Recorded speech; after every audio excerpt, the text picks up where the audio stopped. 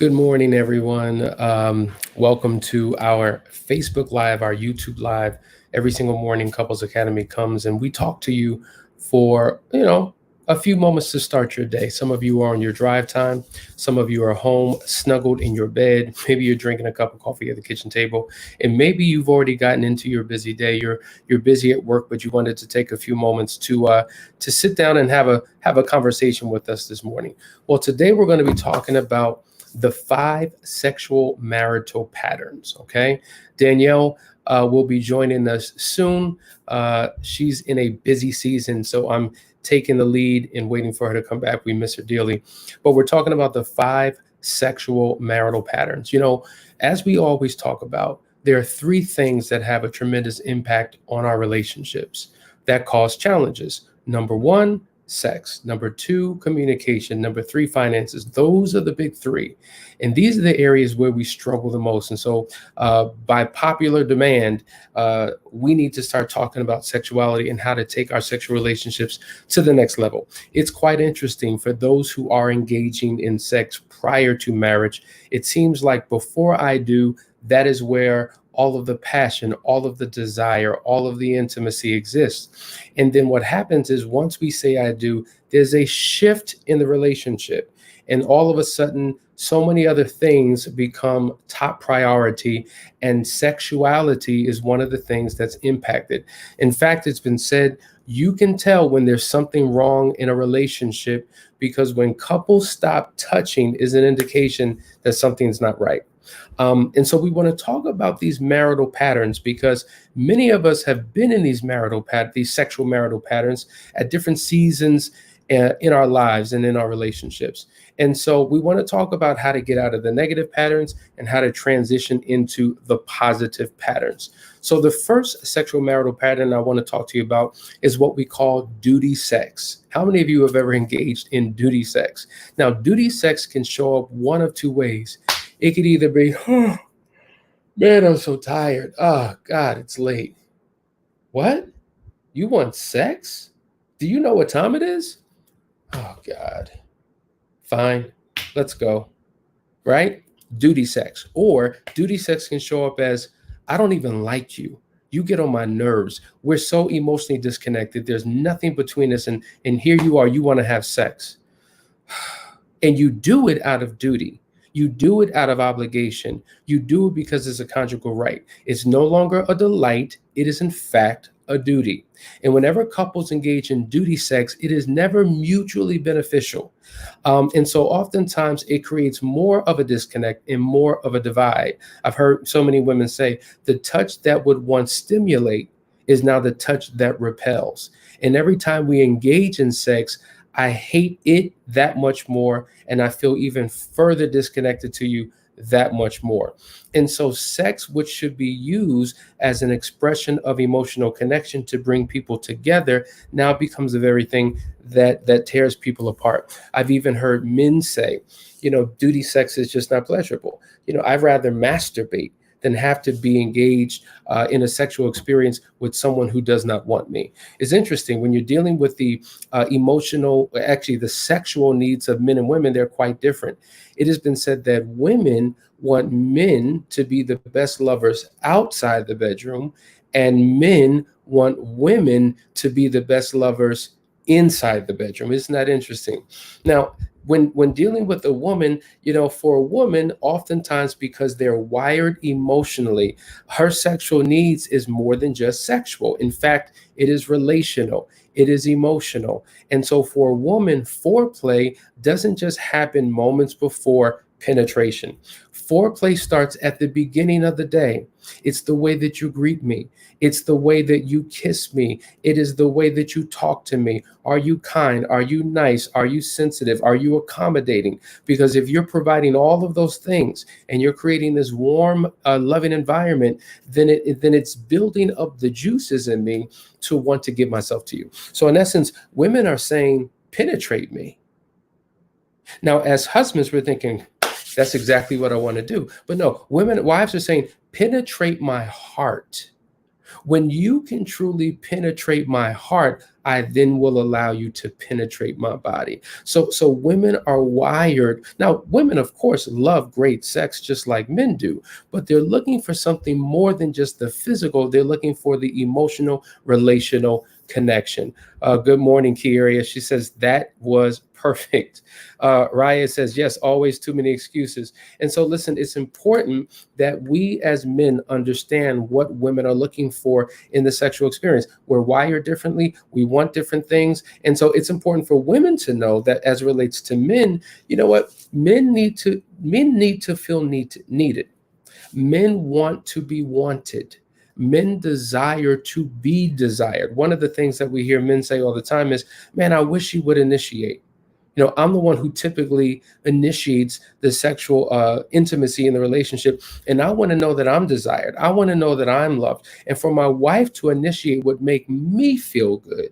And so if the only time it happens is when he initiates, and oftentimes, well, my neck hurt, my back hurt, my toe hurt, everything hurts. You're not in the mood. You're frustrated. It becomes duty sex for you. It becomes duty sex for him. And it's no longer a mutually beneficial sexual experience that both of you can feel good about. And so if you're in that space, then we want to help shift you out of that.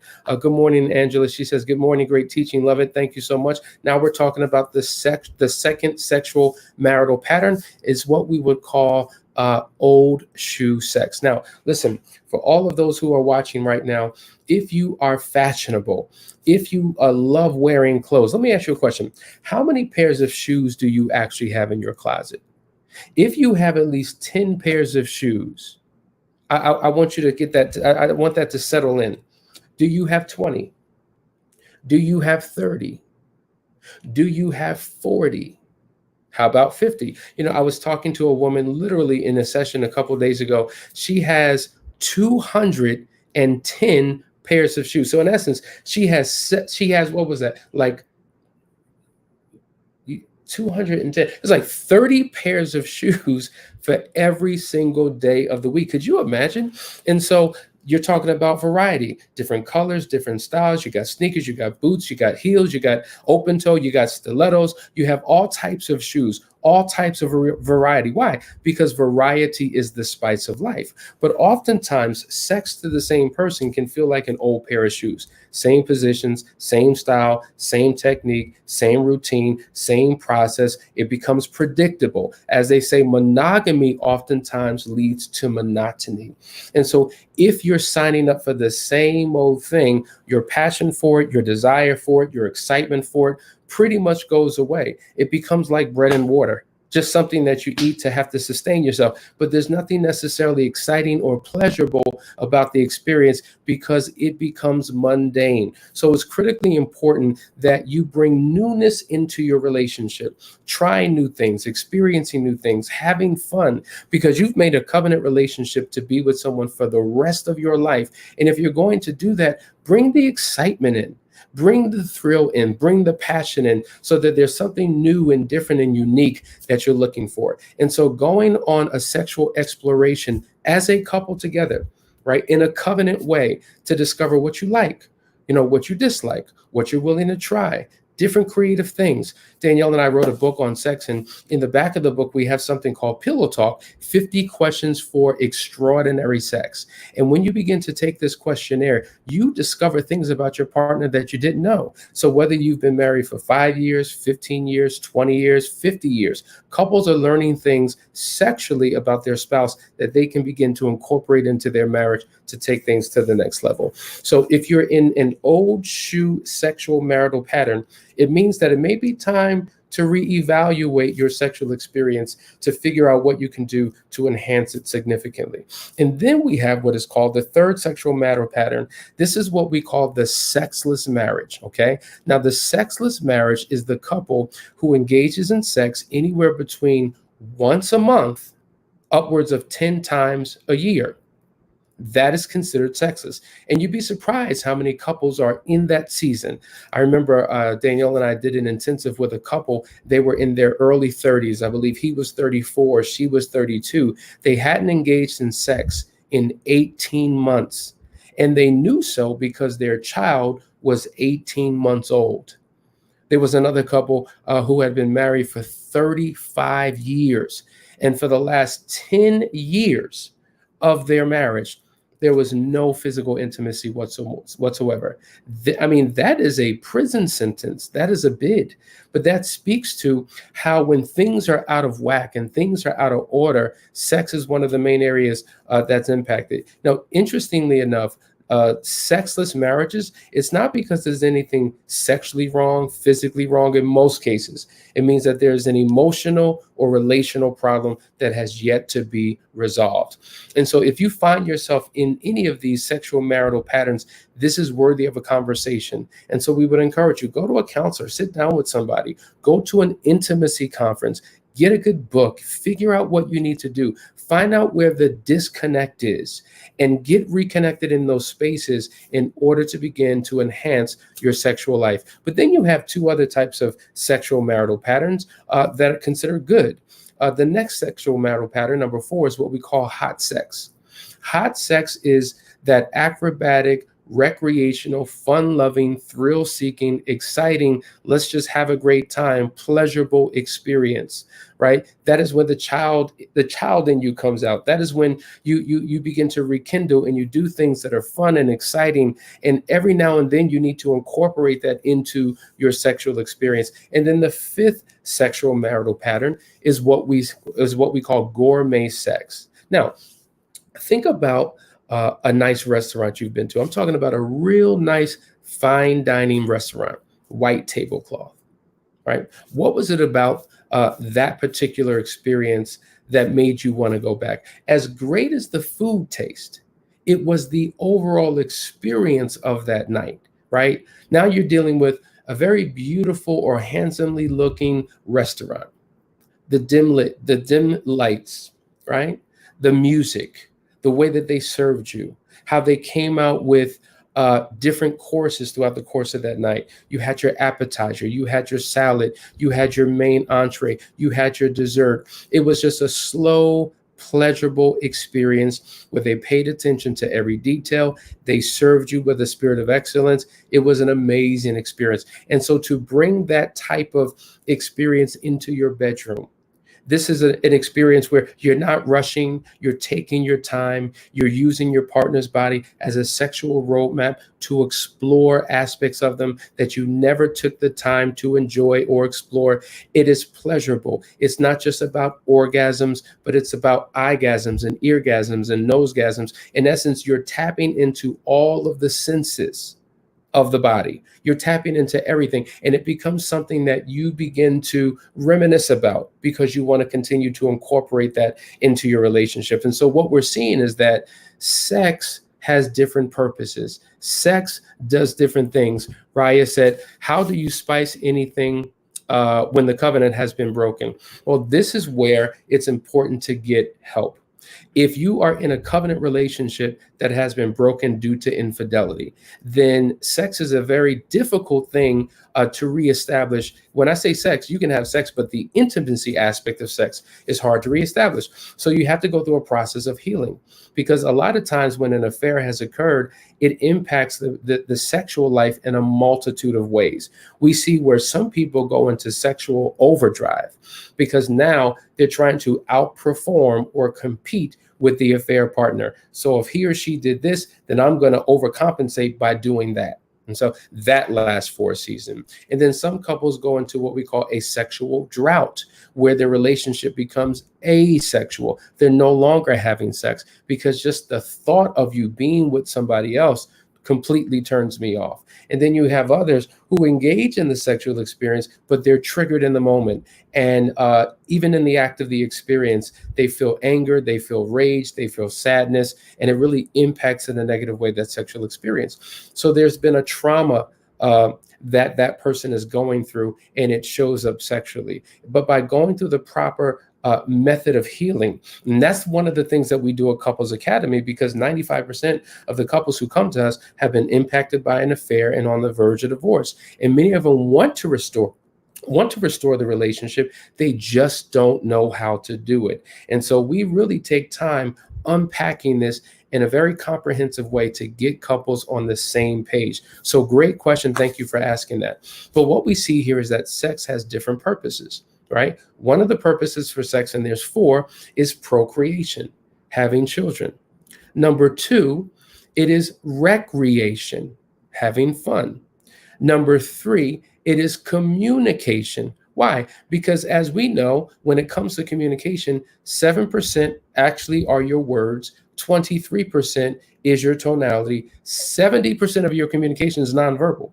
So even in the sexual experience, sometimes you can communicate and express how you feel about that person in a nonverbal sexual way. So communication is the third purpose. And then the fourth purpose is release, right? And so if you understand what it is that you're looking for in that experience, it helps the both of you to show up the right way.